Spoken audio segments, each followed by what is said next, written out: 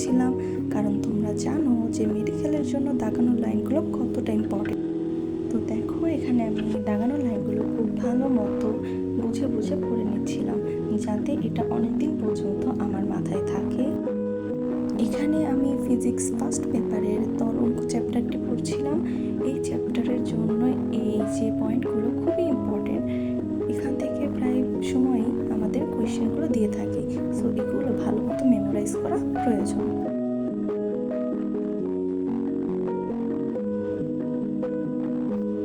অধ্যায়টা যেহেতু অনেক বড়, তাই এটা পড়তে একটু বেশি সময়ের প্রয়োজন হয়।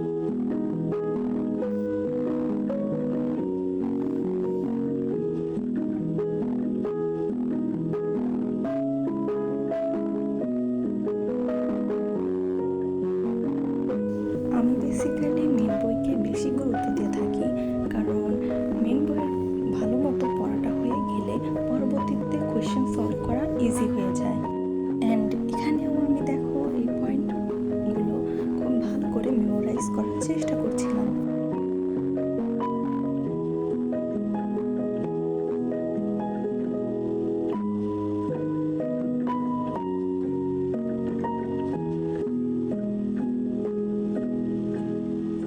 এখানে পড়তে পড়তে প্রায় অধ্যায়টা শেষ হয়ে গিয়েছিল।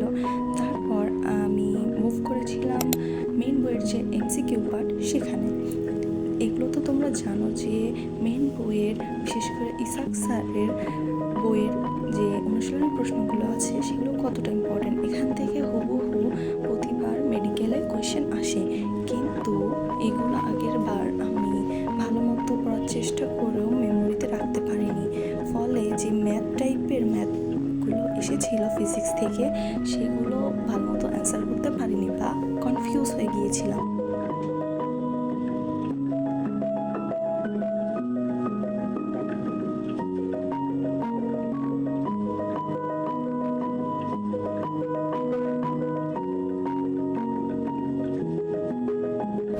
সো প্রথম দুইটা টার্গেট আমার কমপ্লিট হয়ে যায়। আমি মুভ করি হোম প্র্যাকটিসের দিকে। এগুলো মেডিকেল বইতে থাকা কিছু হোম প্র্যাকটিস, খুবই ইম্পর্টেন্ট কোয়েশ্চেনগুলো এখানে দেওয়া থাকে। তাই আমি চেষ্টা করি যেন সবগুলো ইম্পর্টেন্ট সেক্টরগুলো পড়ার সাথে সাথে আমি এটাও একবার করে চোখগুলাই। অ্যান্ড এখন যেহেতু আমার হাতে সময় আছে, তাই আমি চেষ্টা করি প্রায় প্রতিটি চ্যাপ্টারেরই হোম প্র্যাকটিস আমি যেন কমপ্লিট করি।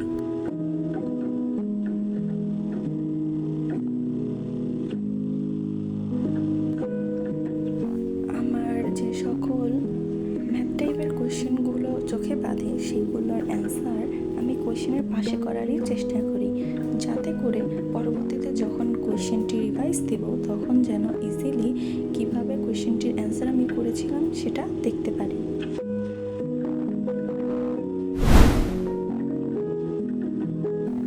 এখানে আমি বইয়ের ইম্পর্টেন্ট টপিকের ওপর ভিত্তি করে গাইডে যে সকল basic question or important question বলতে পারো সেগুলো দেওয়া থাকে, ওগুলো দেখে নিচ্ছিলাম, কারণ এতে একবার করে হলেও আমার পুরো চ্যাপ্টারটা